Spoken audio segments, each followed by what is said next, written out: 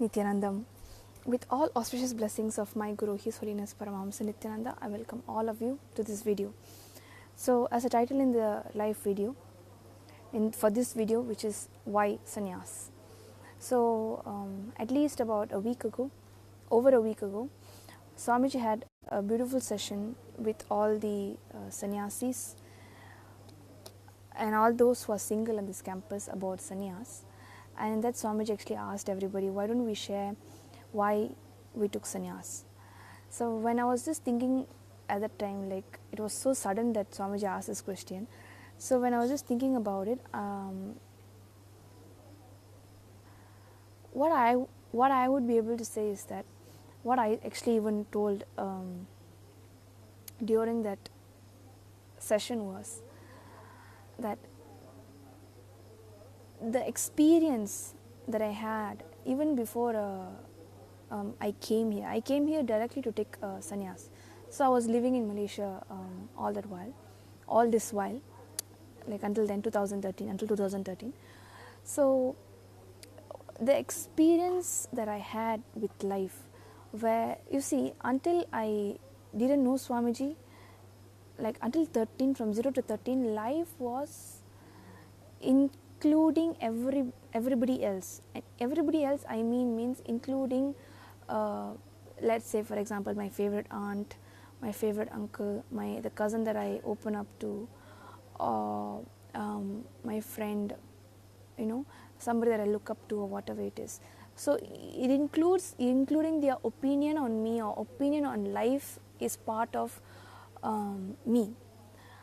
So that was until 13.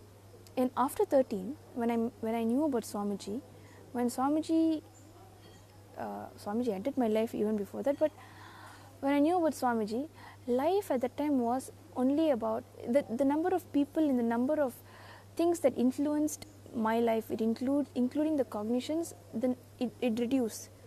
The number of influencers reduced. It was like Swamiji was like probably, let's say, top 5, top 3. He was in that list. And then basically from 2012 onwards, from 2012, life has been, there was a part in 2012 where like for about for 1.5 years, at least from 2011 to 2012, for 1.5 years, there was a part in my life where all my cognitions about other people, all my cognitions about me, see, from the age of 0 to 18, everything that, so basically the 18, I was like, I graduated from high school and all of that, so I was like getting into college just to do I went into college actually as a filler, basically nothing else. But basically, when you're graduating from high school, you have an idea about what you want to do, or sometimes you're not sure, and but like you have a visualization of how life will be after high school. I also had that visualization, but something happened in 2012 where everything just changed overnight. And from that incident from that phase of life, my cognitions about me, basically all my fundamental cognitions was completely out of whack, and I had to face the questions of myself by myself. I remember I was 6 months into finishing high school, and at the time life was completely different, unexpected even by me or anybody in my first circle. So it was, I could never, even in the wildest dream possible, imagine that kind of a life, of a phase of life for that 1.5 years. So I had 6 more months to finish high school. So I had like major exams coming up and stuff. But I remember I used to be like sitting in class or like being in school and like wondering like, what is life all about? Like, what am I all about now? Because every single thing changed. All my basic cognitions about myself, about the involvement of my life with my parents, or my parents' involvement in my future, and my life with my, say, as a family, as a unit, as a family itself, was completely, uh, everything was just like I had to face the questions of myself by myself. I remember going through such a time where these questions would like haunt me even in the night. Like it's just sitting there. That whole statement is just sitting there. Like, what am I anymore? What am I going to do next? I had all these visualizations that family would be that, or this is what I'm going to do next, and this is what I'm going to do. This is what they are going to do with me, and all of those things. Everything was like visualized perfectly, and then it changed. And when I was going through that 1.5 years of having to face all these questions of life by myself, it was just life that time was only me and me alone. Life was completely only me with myself. And so then 6 months went. I graduated from high school. I did well because by default the brain works on autopilot. And there's nothing that I did. And then I had spent 1 year in college just to fill that 1 year. And at that time also I was just still like facing all these questions. I don't know what to do. I was like again having to what to do with myself, not what to do with my future. Future was not even in question. I was like, what to do with myself? What exactly I am now? Because everything has changed. Because every identity that I had about myself was influenced by all of those people that I considered as part of my life. In a split of a moment, none of them existed in my life. Like my life means they all are still alive, but in my life they no longer have a hold. They just became redundant. And so for that 1 year I was just doing college and whatever, and then in 2012, so basically at the end of that 1 year, I went for inner awakening in April, and I met Swamiji. I was still in my greatest of depression. I didn't know at the time something called depression means whatever I was going through is called depression. Much later when I came to the Sangha only, I was like, oh, that phase was called depression. So yeah, and then in April I did my first IA, that 1 year. 2012 was like the actual 2012 for me, because I finished my high school in 2011, and then I went into 2012. I went for inner awakening in the middle of college, and then I met Swamiji, and then I asked Swamiji, like, what should I do? What should I do a degree in? He said psychology. So ever since then, then I just aligned my life to it without any question or nothing. And when I thought about it, yeah, psychology is what I want to do. Like it clicks with me. And then, so Swamiji actually said psychology and Jyotisham. So Jyotisham is something that we'll explore, and then we'll see my future next phase. Maybe next we'll see a video on me speaking about how Jyotisham happened to me. Maybe it's a download or DNA activation. I don't know. Swamiji knows. So then after naturally, when I came back after April IA, life became like my life was still me. It had me alone, and I was able to handle it, in the sense like I started taking steps into designing my life the way he said, which is psychology. I decided I will spend the immediate next of my life just fully getting into establishing a proper education. It's a normal thing, right, for anybody who comes out of high school or college. So I was doing that. I was by myself, finding out. I have never had my complete friend circle changed, everything changed. So I was actually purely not only inside by myself, even outside I was by myself, and I had my siblings to accompany me. They were like great fun. So even the day I was talking to my Purasham sister about this. Like she remembers coming with me to all these education fairs, and when I decided like what university I want to join, she came with me to the fair, and she just became my buddy at the time and all of that thing. So she was just talking about that. So anyways, whatever. So then after that first inner awakening, I was finally able to, not finally, I started to consciously be able to see that I can't take the next step. So I started taking the steps that I could in my possible capacity. So like finding out which university, what kind of courses, what kind of structure I like, and all of those things. So I was really getting involved into it because I had nothing else anyways. And then what happened? Then I went. I got the university that I wanted, and so everything was like fixed. And by the end of that year, so basically in 2013 I was supposed to go to the university. By end of 2012 I'm finishing my whatever course in that college. It's a 1-year thing. And then I graduated from that course also. It was Australian matriculation. I graduated from that also. So I had like 2 months to spare, and at the time we decided to go for December Inner Awakening. So it was a cruise Inner Awakening. And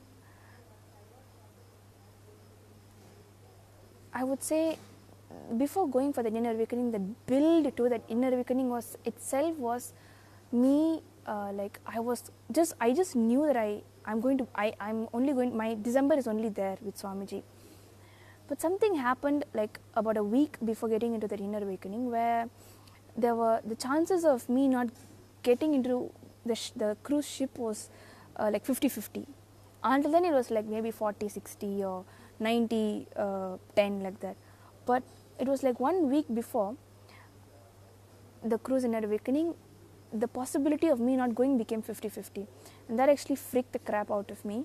And then came a day, like I think 3 days, 3 days before the Inner Awakening, I just decided, okay, I really wanted to go for Inner Awakening. I not even go for Inner Awakening. I just wanted to be with Swamiji. Forget even going for Inner Awakening. Inner Awakening is such a big word for all the adults. I just wanted to be with Swamiji. That is exactly what I wanted. So I really wanted to be with Swamiji. So what I did, I inboxed Swamiji on Facebook. I said, I was just like, I didn't, because he wasn't in that mode of like responding and all this. Like even before that, I never got any response from the messenger. I mean from messenger.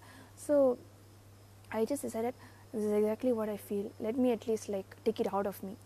So I messaged Swamiji and I said, I really wanted to be with you for this December Inner Awakening. But and then I told him what had happened, and I said, I don't think it's going to happen. So I just wanted to tell this to you. And I logged out from Facebook and I went to take a shower. And I also cried in the shower. And then I came out.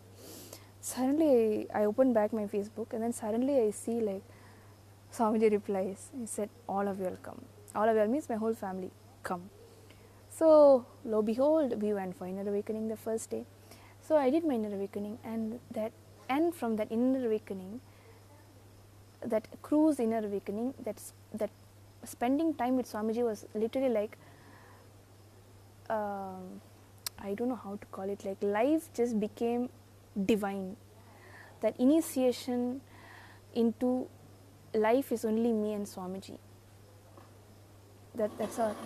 There was so much of course, love from Swamiji, but which everybody also could see. If anybody who was in that cruise Inner Awakening would know that the 5 of us was best buddies, and Swamiji used to give a lot of attention.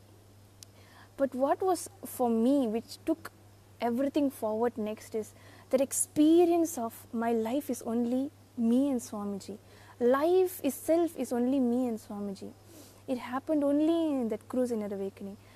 Like I said, everybody who came for the cruise Inner Awakening know that I got a lot of attention from them, a lot of love from Swamiji and all of that.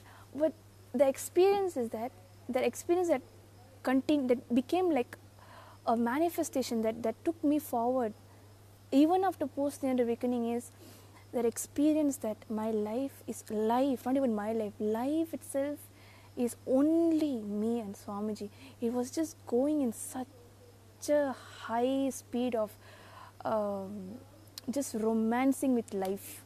I would say such a romance with life. I've never understood the meaning of romance with life, but in that cruise Inner Awakening was what it was.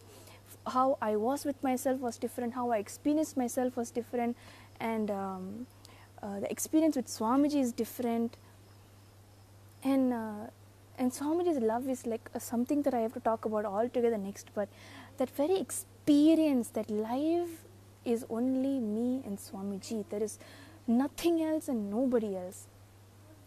So if it's only like if there's anything that happens in life, it is only the what do you say, the tune of me and Swamiji. There is nothing else or nobody else.